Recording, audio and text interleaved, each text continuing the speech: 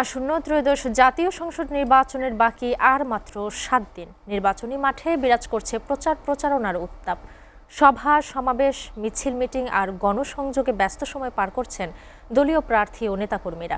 নির্বাচনের আরও খবর জানাতে সাভারের ঢাকা ১৪ আসন বনগাঁ থেকে সরাসরি যুক্ত হচ্ছেন সহকর্মী সাদ্দাম হোসেন। সাদ্দাম, ঢাকা ১৪ আসনে নির্বাচনী প্রচারণার বিস্তারিত আমাদের জানান।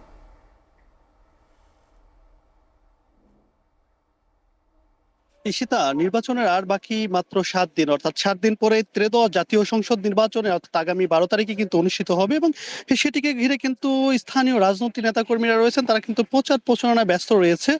কাকডাকা ভোর থেকে কিন্তু গভীর রাত পর্যন্ত আমরা দেখছি এখানকার যারা স্থানীয় নেতাকর্মীরা রয়েছেন তারা কিন্তু ভোটের প্রচারণা চালাচ্ছেন। আমি এই মুহূর্তে রয়েছি সাভারের ১৪ আসন এলাকা, অর্থাৎ সাভারের বনগাঁও এলাকাতে রয়েছি। এটি কিন্তু সাভারের ১৪ আসন যেটি পড়েছেন বনগাঁ ইউনিয়ন এবং সেই সাথে কাউন্দিয়া ইউনিয়নের, সাভারের দুইটা ইউনিয়নের মধ্যে পড়েছে এবং বাকি যেটি মহানগর উত্তরের যে কিছু কিছু কয়েকটি ওয়ার্ড মিলে কিন্তু ঢাকা ১৪ আসন হয়েছে এবং এই অঞ্চলে কিন্তু আমরা দেখছি সকাল থেকে এখানকার যারা রাজনৈতিক নেতাকর্মীরা রয়েছেন তারা কিন্তু ভোটারদের দাঁড়ায় আছেন এবং ভোট প্রার্থনা করছেন। আমরা সকাল থেকেই কিন্তু এমনটি দেখছি। আমি একটু কথা বলার চেষ্টা করবো এখানকার যারা রাজনৈতিক নেতাকর্মীরা রয়েছেন, তার মধ্যে এই ইউনিয়নের যে নিচে সাবেক চেয়ারম্যান, সেই সাথে এই থানার সহসভাপতি অর্থাৎ সোহেল রয়েছে, তার সঙ্গে একটু কথা বলার চেষ্টা করবো। আপনারা তো সকাল থেকে যাচ্ছেন, ভোটারদের দ্বারে যাচ্ছেন এবং ভোট প্রার্থনা করছেন, কেমন সাড়া পাচ্ছেন আর আপনাদেরই কি কেন ধানের শীষ প্রতীকে ভোট দিবেন বলে আপনি জানান?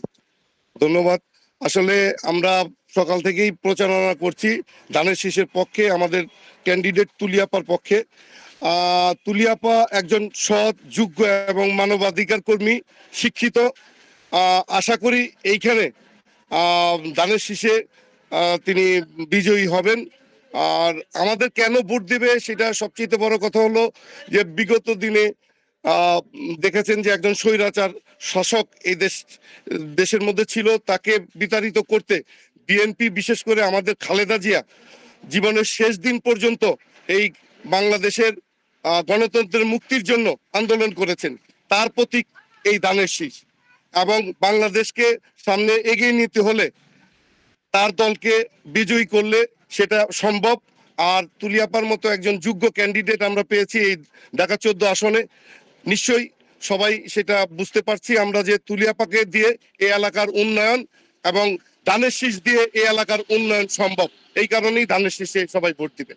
ধন্যবাদ। কথা বলছিলাম, অর্থাৎ এখানকার ১৪ আসনের যারা নেতাকর্মী রয়েছেন তারা কিন্তু ভোটারদের দাঁড়িয়ে আছেন এবং ভোট প্রার্থনা করছেন। সকাল থেকে আমরা দেখছি যে এখানকার যে স্থানীয় নেতাকর্মীরা রয়েছেন তারা ঢাকা ১৪ আসনের যিনি বিএনপি থেকে মনোনয়ন পেয়েছেন আর সানজিদা ইসলাম তুলি, তার পক্ষে কিন্তু প্রচারণা নেমেছেন এখানকার স্থানীয় রাজনৈতিক নেতাকর্মীরা এবং তারা কিন্তু ভোটারদের দাঁড়িয়ে যাচ্ছেন এবং ভোট প্রার্থনা করছেন এবং তারা বিভিন্ন প্রতিশ্রুতি দিচ্ছেন এবং বিগত ১৭ বছর যে ভোটের অধিকার সেটি কিন্তু ফিরে নিতেই তারা কিন্তু এই অর্থাৎ মানুষের দ্বারে যাচ্ছেন এবং ভোট প্রার্থনা করছেন। ভোট কেন্দ্র আগামী ১২ তারিখে যে নির্বাচনে যে ভোটটি অনুষ্ঠিত হতে যাচ্ছে সেই ভোটটিতে সবাই যেন স্বতঃস্ফূর্তভাবে অংশগ্রহণ করতে পারেন এবং সেই সাথে এই নির্বাচনকে ঘিরে যদি যারা যেখানে রাজনৈতিক নেতাকর্মীরা তারা কিন্তু বলছেন যে ১৭ বছর উৎসব পর কিন্তু উৎসব মুখর পরিবেশেই তারা ত্রয়োদশ জাতীয় সংসদ নির্বাচনে ১২ তারিখে যেটি অনুষ্ঠিত হতে যাচ্ছে সেটিতে অংশগ্রহণ করবেন। তো সেটাই ছিল আমার কাছে নির্বাচনী সর্বশেষ তথ্য।